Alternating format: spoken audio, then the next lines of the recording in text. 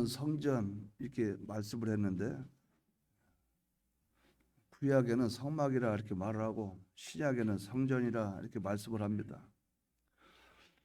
그러면 성전 이렇게 하면 첫째 생각해 볼 수 있는 것은 주인이 누군가? 하나님이시죠. 성전이 지어지기까지의 과정을 볼 때 하나님이 성전의 크기, 성전 안에 쓰는 재료, 성전의 모든 것에 대해서 하나님이 말씀으로 지정해 주고 말씀으로 명하신 대로 사람들이 그대로 순종으로 만들어진 것이 성전이에요. 그러면 하나님이 명령하고 하나님 말씀한 그대로 순종한 자는 누군가? 사람이 하나님 아버지 말씀을 받아서 하나님이 요구하신 뜻대로 그대로 순종해서 그 결과로 되어진 것이 성전입니다. 그래서 이 구약의 성전은 하나님이 이 세상에 하나님이 우리를 사랑하시고 말미암아 하나님과 우리와의 만남을 이루시기 위해서 나와 교제와 교통을 하시기 위해서 하나님이 말씀대로 형식과 그 규격과 재료와 모든 것을 명하시고 사람이 순종함으로 말미암아 지어진 것이 성전이다. 그래서 성전은 한마디로 하나님과 진리와 사람이 하나 되었다. 그러니까 이것이 되어진 것이 성전이다. 이렇게 볼 수가 있겠어요. 그럼 성전을 지을 때 이 세상에 구약에는 세상이 땅 위에다 지었어요. 신약에도 예배 드리는 그것은 땅 위에다가 그것을 지었어요. 요새 우리가 말하는 교회라 이렇게 말하죠. 근데 신약에는 다른 의미가 있는데 구약도 같은 의미지만 구약은 예수 그리스도의 대속을 기다리는 사람들이 그곳에서 하나님과 만나고자 예수의 피를 통해서 하나님을 만나는 그 일을 했고 신약은 실상적으로 이루어진 그 대속의 공로를 입어 하나님과 교제하는 교통하는 그것을 교회라 성전이라 이렇게 말을 해요. 그러면 이 예배드리는 장소는 예배당 이렇게 볼 수가 있겠지만 신약에서 말하는 교회라 이렇게 볼 때 우리 성도를 가리킨다. 그럼 세상에 땅 위에다 건물을 짓듯이 사람이란 나라는 사람이란 내 안에 예수님의 피와 진리와 성령의 은혜로 말미암아 지어진 거예요. 그래서 내 자신은 주님의 대속의 공로로 말미암아 하나님의 자녀가 된 거예요. 하나님의 것이 됐단 말이죠. 그래서 내 안에 하나님이 거하시게 됐어요. 그것이 구약의 성전의 의미와 신약의 성전의 의미가 이루어진 거예요. 내 안에 하나님이 계시요. 그러면 내 안에 하나님이 계시면 나는 어떤 자가 됩니까? 하나님의 것이에요. 예수님이 피로 값주고 샀어요. 사서 나를 구속하고 나를 주님의 피의 값으로 샀기 때문에 교회는 주님의 것이라. 그럼 주님은 하나님의 말씀을 하나님의 뜻을 이루신 분이 주님이죠. 주님의 신성은 하나님이에요. 나는 주님의 것이면서 곧바로 하나님의 소유가 되는 거예요. 그러면 그 안에 하나님과 나와의 이 관계가 하나님이 내가 하나님의 것이라면 소유는 하나님이 주인이시고 나는 그분의 소유이죠. 주님의 것이죠. 그러면 나를 누가 주장하는가? 주님이 주장합니다. 그러니까 주님이 주장하면 나라는 존재는 주님을 위해야 된다는 거죠. 그러니까 주인은 종에게 명령을 한다 하면 어떤 그 가정에 주인이 있고 그 집에 종이 있다면 주인은 종에게 명령을 하면 종은 그대로 순종하지만 이 종의 평상시 종의 자세는 나는 주인만을 위해서 살겠다 하는 이것이 종의 위치에 있고 자리에 있다는 거죠. 오늘날 우리는 하나님과 관계를 위해서는 하나님이 내 안에 계시고 나는 주님의 것이니까 나는 주님을 위해서만 존재한다. 주님을 위해서만 존재하니까 나중에 어떻게 되겠어요? 주님의 뜻대로만 주님의 말씀대로만 순종하는 자가 되겠죠. 요 일을 위해서 우리는 하나님 아버지 앞에 그분과의 관계를 계속 유지하는 생활을 하게 된다는 거죠. 이것을 세 토막으로 나눈 것이 하나님의 성전과 이 본문에 갈대를 주면서 청량하라 하시되 성전 바깥마당은 청량하지 말고 그냥 둬라.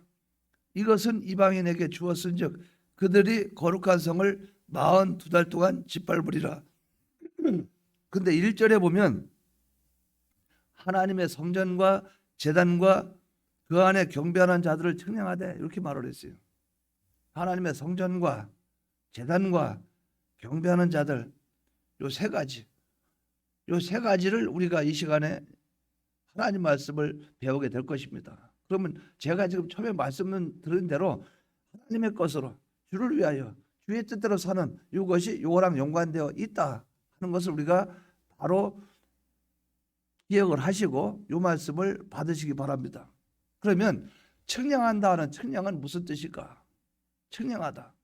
그러니까 우리가 집을 지을 때 땅을 청량하지요. 내 경계선의 한도를 정하기 위해서 내가 어디까지가 내 땅인가? 그럼 청량하라죠. 청량이라는 것은 요까지가 내 소유다 이걸 말하는 거예요. 그럼 여기서 하나님이 청량하라 그 말은 하나님의 범위, 우리가 하나님과 함께 할 수 있는 범위, 하나님의 역사하는 범위, 하나님과 나와 교제하는 범위, 하나님의 것, 하나님의 소유 이것을 청량하라 그 말이죠. 그 한마디로 말해서 하나님의 성전. 그러면 우리가 어떤 집을 짓기 전에 청량하려면 청량한 건 한 땅에다 내 거지요. 내 건데 집을 지을 때 보면 마당이 있으면 마당 안에서 문을 열고 들어가면 그 방에 나오겠죠. 거실 나오든가 아니면 그 신발을 벗는 신발장 통해서 들어가는 그 공간이 있고 그 다음에 거실이 있고 그 다음에 내가 안에서 들어가는 부부끼리 잠을 자는 그런 장소가 있고 자녀들이 있는 곳이고 여러 곳이 있다 그 말이죠. 그것을 연상을 하면서 생각해 보면 돼요. 하나님이 성전을 지을 때 성전 들어오는 마당이 있으면 그 안에 제단이 있고 제단을 통해서 성소와 지성소 이 과정을 통해서 하나님이 우리와 만남이 이루어진다 그 말이죠. 그럼 여기서 한마디로 청량한다 그 말은 하나님의 영향, 하나님은 온 우주 만물 모든 것을 창조하셨기 때문에 하나님의 모든 영향권은 다 들어가 있어요. 다 들어가 있는데 하나님과 우리 자녀와의 관계 속에서의 그 하나님과 교통 교제하는 그것을 말씀을 할 때 청량하되 그 하나님의 지경을 정해라. 이것을 우리가 그렇게 이해하면 된다 그 말이죠. 그럼 무엇으로 청량하는가? 이 본문에 보면 갈대를 주며 갈대는 청량하는 이 길을 자는 그 길을 재는 자 이런 역할을 하는 거예요. 근데 여기서는 청량하되 갈대 지팡이 같은 갈대로 청량하다 이것은 하나님의 말씀으로 청량한다 이렇게 보시면 되겠어요. 하나님의 진리, 하나님 말씀대로 청량이 되어진다 이렇게 보면 우리가 이해를 할 수 있을 것입니다. 그러면 본문을 통해서 한번 생각을 해봅니다. 본문에 보면 하나님께서 이렇게 말씀을 했어요. 성전 방마당은 청량하지 말라. 그리고 성전 안에 하나님의 성전과 제단과 경배하는 자들 여기만 청량하라 그랬어요. 그럼 바깥마당은 이방인들도 밟고 또 하나님의 백성들도 밟고 이렇게 말한단 말이죠. 그러니까 바깥마당은 우리 보고 이방인이라 이렇게 말하는 건 아니고 예수를 믿는데 이방인과 같은 사람. 이게 우리가 보면 참 이해가 안 될 부분이에요. 천국은 가긴 가는데 하나님의 은혜로 말미암아 대속을 입어서 하나님 백성은 백성인데 예수 믿는 순간부터 세상 떠날 때까지 내 세상처럼 교회는 왔다 갔다 하는데 내 세상처럼 살다간 그자는 하나님의 관심 받기라는 거죠. 청량하지 말라. 왜? 구원 자체가 없기 때문에. 구원 없다는 것은 성화가 없다 그 말이에요. 예수님의 대속의 공을 입으면 천국은 다 갑니다. 가는데 성화로 이루어가는 것은 없다 그 말이에요. 부끄러운 수치스러운 구원을 이루고 간다는 거예요. 놔둬라. 그래서 교회에서도 사람을 지도하려고 하다 보면 말도 이해도 못해. 고집이 세. 그 말해놓고 나면 그걸 이해해가지고 아 이것은 무슨 뜻이구나 해서 그걸 반성하고 회개하고 하나님께 나가려는 자세가 돼야 되는데 오히려 더 악해져가지고 다음에 또 공격을 하고 어디 보자 누가 이기나 보자 이러니까 나중에는 놔둬버리는 거예요. 이 하나님도 하나님 백성이 성령의 감동을 입어야만 신앙생활을 할 수 있고 말씀을 들어야만 하나님의 자녀로서 살아갈 수 있고 예수님의 대속을 통해서 자기 자신의 죄를 회개해야만 나갈 수 있는데 회개는 절대 안 해. 하나님 말씀에 관심이 없어. 기도는 나하고 상관이 없어. 그러면 거기에 성령의 인도를 받을 생각도 안 해. 그러니까 그 안에 악한 영이 역사하는데 어떻게 하나님이 교제할 공간이 있겠냐 그 말이에요. 그러니까 여기서 하나님이 바깥마당 이제 그런 성도는 아예 제쳐놓고 이제 시작하는 거예요. 제쳐놓고 시작을 한다 그 말이죠. 그래서 학교 같은 데서도 그래요. 학교에서도 선생님이 출석부 부를 때 누구 안 왔네? 안 왔습니다. 아 그럼 또 놀러 갔구만. 농땡이한테는 늘 그렇다고 말해. 농땡이 학교 오긴 오는데 그러면 그래 나도 자 근데 반장이나 누가 안 오면은 굉장히 신경 써요. 왜 안 왔는데? 뭐 때문에 안 왔는데? 전화해봐라. 무슨 일 있느냐? 하나님의 관심이 마치 선생이 그렇듯이 하나님 관심이 그렇게 됐다 그 말이죠. 우리는 하나님의 관심 밖에 나가는 사람이 되지 않아야 됩니다. 그럼 여기서 하나님께서 청량하지 말라 버려두라 이것은 한마디로 이런 뜻이 돼요. 하나님의 간섭이 없다는 거예요. 어떠한 행동을 할지라도 관리하지 말고 그냥 놔두라는 거예요. 부패가 됩니다. 탈선이 됩니다. 속화가 돼요.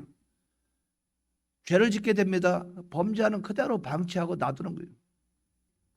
포기한 상태로 두라는 거예요. 왜?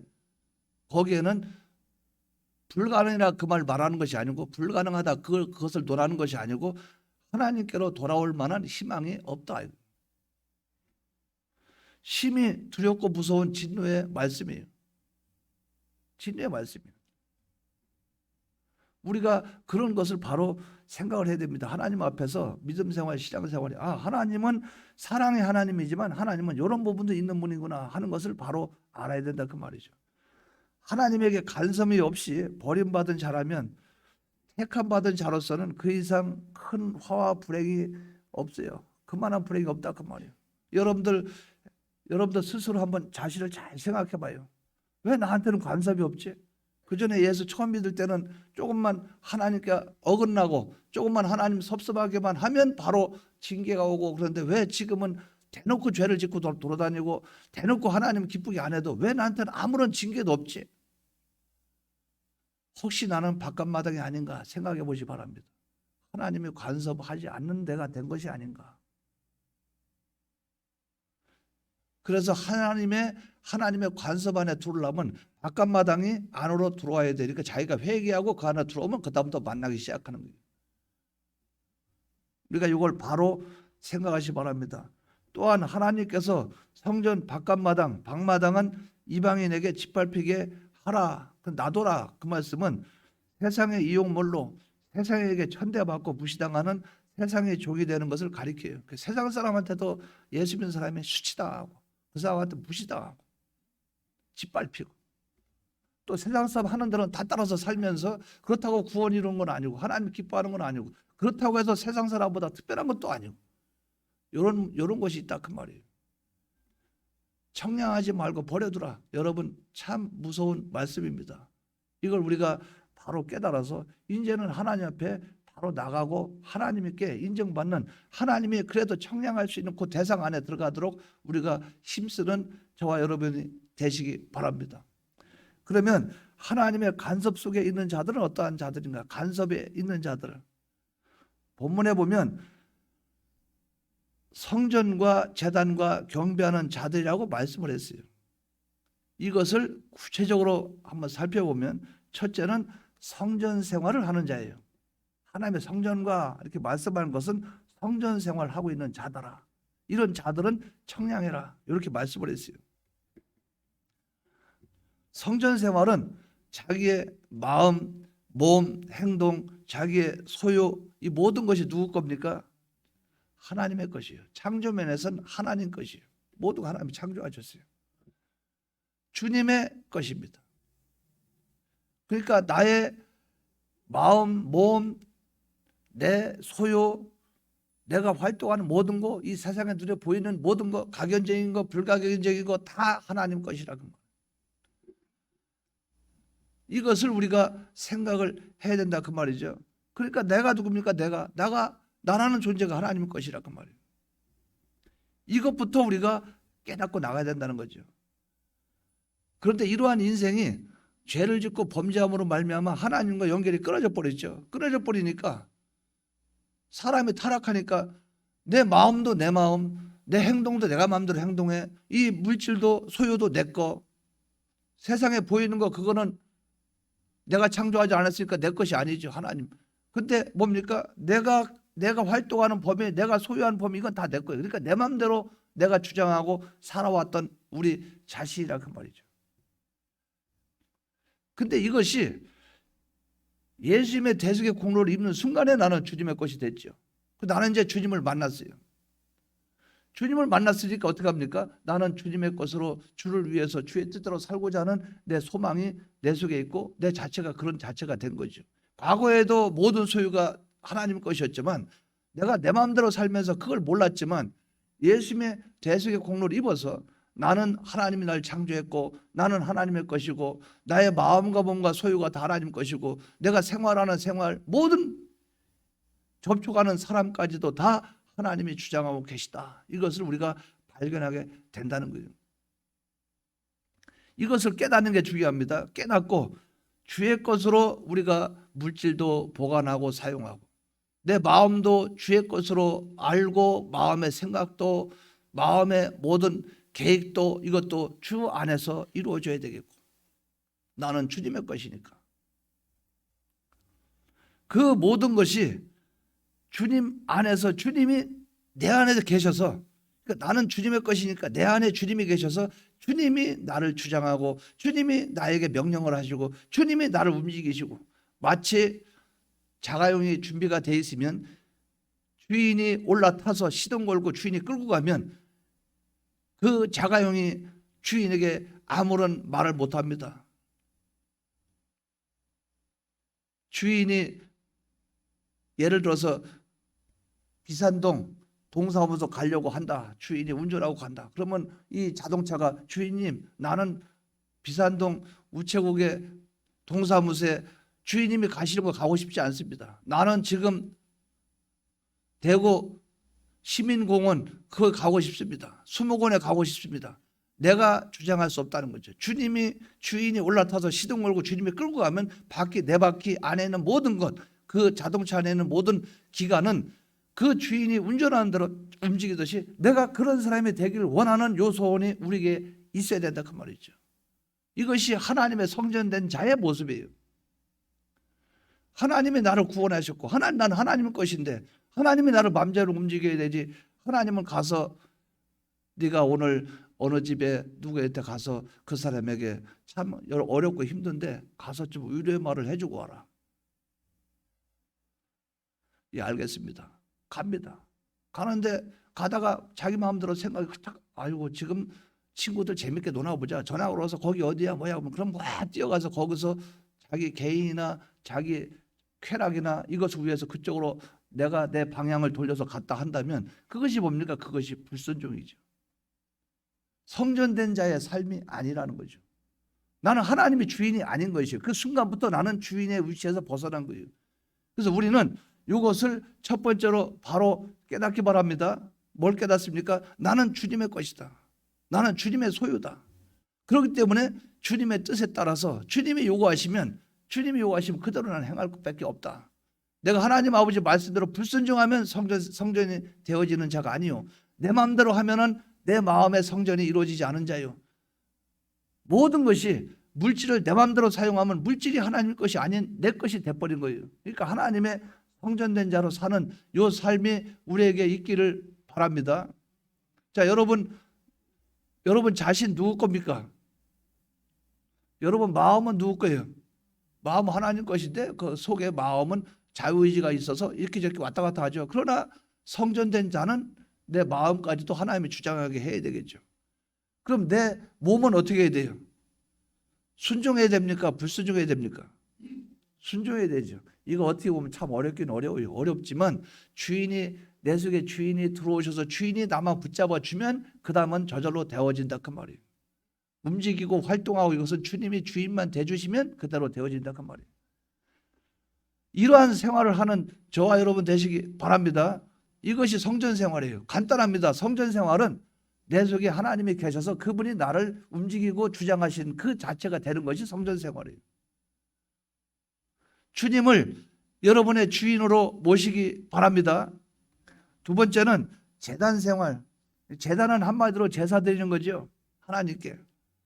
제단 생활은 영원한 멸망에 있는 자기를 주님이 대신 죽으심으로 말미암아 나를 구속해 주셨어요. 이걸 먼저 깨달아야 돼요. 자, 제가 여러분에게 질문합니다. 구약의 성전 그 제단에 번제단이 있죠. 거대 제단에 짐승을 잡아요. 잡아서 피를 흘려요. 왜 짐승을 잡아서 그 피를 뿌리고 하겠습니까? 그 짐승은 신약의 누구를 가리킵니까? 예수님을 가리키죠. 그러면 왜 우리가 성전 안으로 들어가서 하나님과 만나려고 할 때 왜 꼭 잡아야만 되냐 그 말이죠. 그냥 들어가면 되는데. 우리 인생이 하나님 앞에 죄를 지었기 때문에, 죄 문제를 해결할 수 없기 때문에 주님을 잡고 가야 하나님을 만날 수 있다 그 말이죠. 이것을 바로 깨달은 사람들은 신약의 성도된 우리는 예수님의 대속의 공로로 말미암아 내가 주님의 것이 됐죠. 그러면 내가 죽어야 되는데 주님이 대신 죽었죠. 주님이 제단에 주님이 거기에 피를 흘리시고 주님이 우리를 대신해서 거기서 죽으신 거죠. 나를 대신해서 죽으신 그분의 대속의 공로로 말미암아 나는 이제 하나님 앞에 죄가 없는 자가 됐고 하나님과 원수 생활하다가 하나님과 화목이 이루어졌고 나는 죄인이었는데 의인이 됐다 그 말이에요. 죄인 상태에서 의인이 됐다 그 말이죠. 하나님 앞에 불순종했던 자가 예수님이 순종해 줌으로 말미암아 나는 주님의 순종을 해주신 그것을 의의를 내가 입었다는 거죠. 그래서 나는 의인이 됐잖아요. 이 일을 누가 해주셨습니까? 내가 했습니까? 주님이 했습니까? 주님이 대신해 주었죠. 대신해 주었기 때문에 내가 죽어야 되는 것을 주님이 대신 죽어줌으로 이런 큰 은혜를 받았기 때문에 이제 나는 죄 없는 자가 됐기 때문에 내가 스스로 제단에 나를 스스로 올려놓고 이제 주님의 대속을 입은 내가 하나님 앞에 죄를 짓거나 하나님 앞에 어긋나거나 삐뚤어진 거나 그런 거 있으면 걷다가 올려놓고 내가 대신 주님이 입어준 대속의 공로에 의지해서 나를 죽이는 일을 해야 된다 그 말이죠. 죽이는 일을. 어떤 일을 죽이는 일을 합니까? 내 속에 생각을 죽이고 내 속에 욕심을 죽이고 내 속에 주관을 죽이고 이걸 다른 말로 하면 옛사람을 죽이는 행동을 해야 되겠죠. 하나님 아버지 앞에 불순종하고 있는 그 순종, 주님은 순종을 했는데 나는 불순종을 하고 있는 그 불순종, 그걸 찾아서 그걸 불순종한 그것을 완전히 없애야 되겠죠. 그렇기 때문에 사도 바울은 나는 날마다 죽노라 이렇게 말씀을 했어요.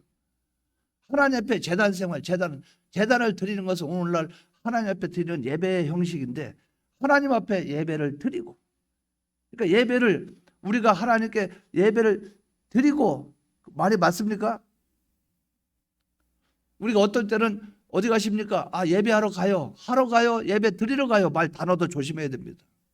드리러 가는 거지. 또 예배 보러 가요. 우리가 옆 사람 뒷사람 보러 갑니까? 목회자 설교하는 거 쳐다보고 얼굴 보러 옵니까?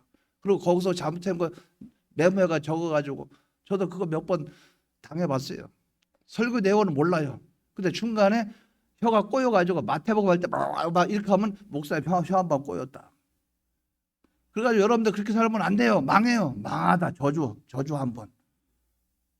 그래가지고 나중에 와가지고 목사님 사람을 저주하면 됩니까? 망한다. 어떻게 망한다 말을 합니까? 우리 망하기를 바라십니까?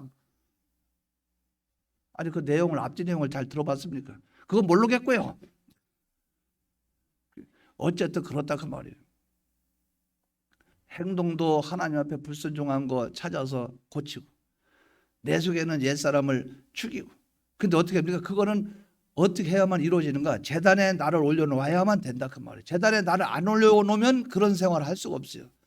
주님이 나를 위해서 죽으셨으니까 내가 내가 그 제단에 내가 올라가서 나를 생각해 보시기 바랍니다. 주님이 나를 위해서 이렇게 죄 없는 자, 의로운 자, 하나님과 화친된 자 만들어 주셨는데 나는 어떤 자이냐?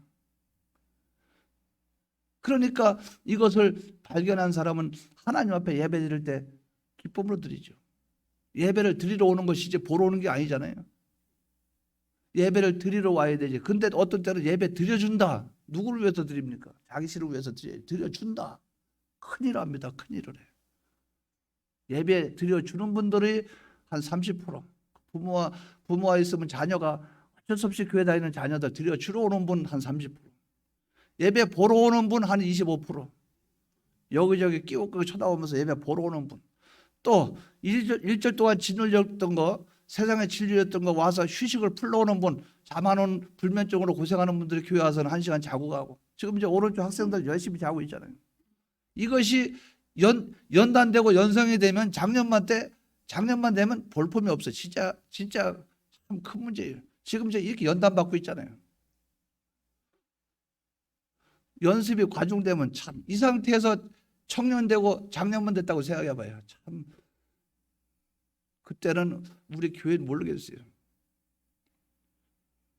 근데 어떤 교회에 있는 목사님이 저는 실력이 있어요. 무슨 실력이 있습니까? 재우는 실력이 있어요. 무슨 실력이 그 재우는 실력이 있어요. 주일날 오면 다 자요. 그럼 예배 끝나고 가서 피로를 풀고 다 가요. 나는 보람을 느껴요. 그들이 일주일 동안 그 힘든 것을 교회니까 내가 설교하면 다 줍니다. 아, 나는 저런 능력이 있구나. 난 저들에게 저런 능력이 있구나. 그럼 그들이 다 잔답니다. 자다 예배 끝나다가 이제 예배 끝나고 주기도문이나 아니면 축도나 하면 눈 딱 뜬대로. 그러면 그때 보면서 보람을 느낀대. 아, 저들이 위안을 가지고 와서 피로를 풀고 가니 일주일 동안 생활 얼마나 잘하겠느냐. 그래서 잘 가라고 또 축도해주고 가면은 뒤에서 악수해주고 그런데요. 그게 역설적으로 괴롭다 그 말을 하는 것이겠죠. 그만큼 하나님 아버지 앞에는 우리가 제단 생활을 해야 된다. 드려지는 생활. 그렇기 때문에 내 사욕과 주관과 자율대로 행동하던 이것을 점점 죽여서 주님에게 바쳐서 주님께서 주님이 기뻐하시는 뜻대로 우리가 인간 사람 있죠. 인간 구원 역사에 쓰시도록 주님이 나를 쓰시도록 나를 들고 쓰시도록 헌신 봉사 이거 하는 생활이 제단 생활이에요. 그러니까 하나님께 드려진 상태로 주님이 나를 붙잡고 요리 쓰고 저리 쓰고 저리 쓰고 주님이 그렇게 해주시고 내가 그러한 자가 돼서 나아가는 것이 제단 생활이다. 이것을 바로 기억하고 여러분들은 드리는 생활에 힘을 쓰시기 바랍니다. 자, 제단은 요 세 가지 바로 생각하십시오. 첫째, 제단에 누가 올라가야 돼요? 내가 올라가야 돼요. 내가. 첫 번째, 그것부터 생각해야 됩니다. 두 번째, 누가 받아야 됩니까? 하나님 받아야 되죠. 제단에 올라갈 때 하나님 받으시도록 해야 되겠죠. 예배, 찬양, 기도 무엇이든지.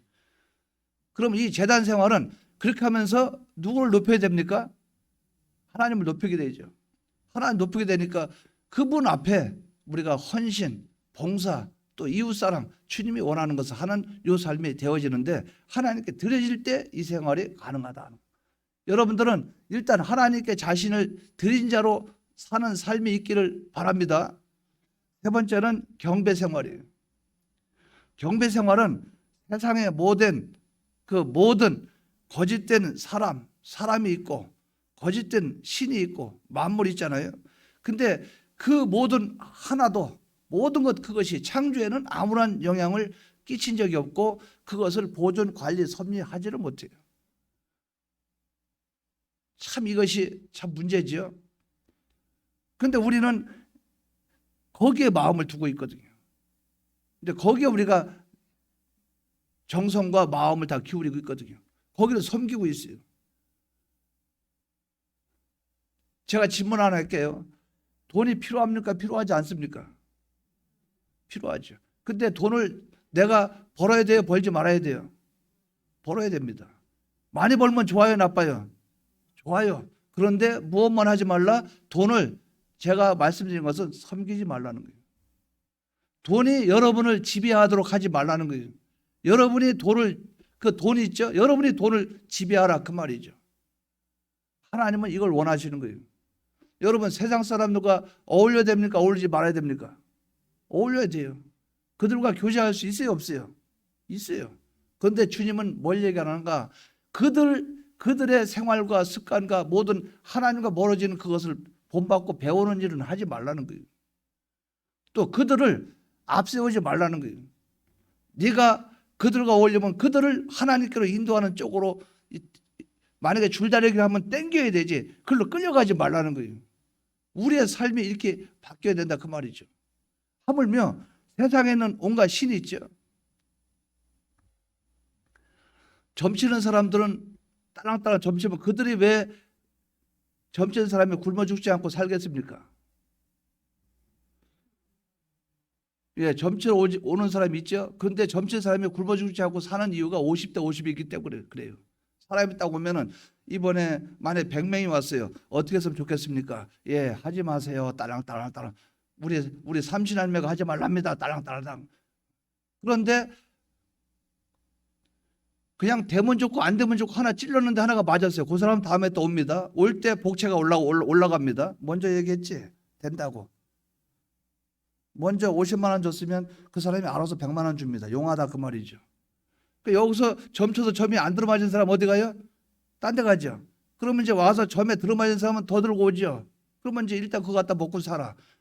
그 집에 한 번도 안 가본 사람 딴 데서 실패해가지고 저 집 가면 혹시 점 잘 볼지 모르겠다. 또 새로운 사람 찾아 들어와. 그럼 거기에 또 50대 50으로 한번 때려. 이렇게 가지고 유지가 되는 거예요. 세상 일은 다 그런 거예요. 참과 진실은 하나님에게만 있습니다. 그래서 무당이나 점쟁이나 무당들은 과거는 잘 맞춰요. 왜 잘 맞추는가? 저도 그건 어느 정도 그들처럼 못 맞춰도 보면 압니다. 얼굴이 약간 독하게 생겼으면 성질이 고약하네 그러면 아유 어떻게 하셨어요? 당연합니다. 사람이 생글생글 웃으면 아유 사람이 참 부드럽고 주위에 친구들 많죠. 아유 어떻게 하셨습니까? 왜 몰라 얼굴 보면 대충 알잖아요. 눈썹이 막 이렇게 올라갔으면 그 성질머리 고약하네. 또 이렇게 올라갔다 축 내려오면 그 물러 빠져서 세상 못 살아. 사람이 너무 물러 빠져서 어떻게 하셨습니까? 그 대충 알잖아요. 몸이 좀 빼짝 말라면 먹고 좀 살아라. 집안이 가난한가 봐. 그래서 그건 아닌데 그러면 하나 틀렸고 그러면 다음 뭐 혹시 몸이 안 좋아? 건강에 안 좋은 거 있어요? 어떻게 하셨습니까? 그러니까 과거는 대충 안다 그 말이에요. 그러나 미래는 못 맞춰요. 과거는 경험이지만 미래는 하나님의 섭리라 그 말이에요. 하나님만이 주권하고 계시기 때문에 그렇기 때문에 우리는 믿어도 누굴 믿어야 돼요? 하나님을 믿어야 되고 그분을 높여야 되고 그분을 섬겨야 되겠죠. 이거 우리가 조심해야 됩니다. 우리는 자꾸 쏟고 있어요. 아무런 실권이 없는 그런 거짓된 것들이 즉 모든 것들 마귀가 들어가겠고 또 거기에 사람이 들어가겠고 온갖 무엇이 들어가겠죠. 거기서 하나가 돼서 아무리 어울리고 이렇게 저렇게 뭘 한다 해도 이것은 이루어질 수가 없다는 거예요. 모든 것을 주권하고 주장하시고 창조하시고 섭리하신 분은 오직 하나님이라는 거예요. 이 하나님 한 분만을 바라보면서 우리는 그분을 섬기고 모든 것을 주님과 그분과만 의논하고 그분이 해결해 주실 것을 믿고 그렇게 나가는 요 생활이 경배 생활이라 그 말이죠. 하나님만을 바라보고 나가시기 바랍니다. 다른 말로 한마디로 간단하게 말합니다. 절대 주권을 하나님께 두시기 바랍니다. 그러니까 우리는 오전에 3가지 말씀드렸어요. 하나님의 것으로 하나님을 위해서 하나님 뜻을 이루는 삶을 사시기 바랍니다. 우리 성전 생활은 나는 하나님의 것이다. 이것부터 바로 깨닫기 바랍니다. 2번째 제단 생활은 그렇기 때문에 나는 하나님께 다 드리겠다. 드리는 삶이 여러분에게 있기를 바랍니다. 3번째는 그렇기 때문에 나는 하나님의 절대 주권에 나를 맡기겠다. 하나님만을 바라보고 어떤 대상이 있어도 거기에 난 피동되지 않는다. 나는 오직 하나님 한 번, 요 분만이 내가 유일하게 섬길 수 있는 그분이라. 왜? 이분이 주권하고 계시기 때문에. 요 3가지를 붙잡고 나가는 것이 성전 생활, 제단 생활, 경배 생활이라. 요 생활이 저와 여러분에게 있기를 주님의 이름으로 축원합니다. 다 같이 통성으로 기도드리겠습니다.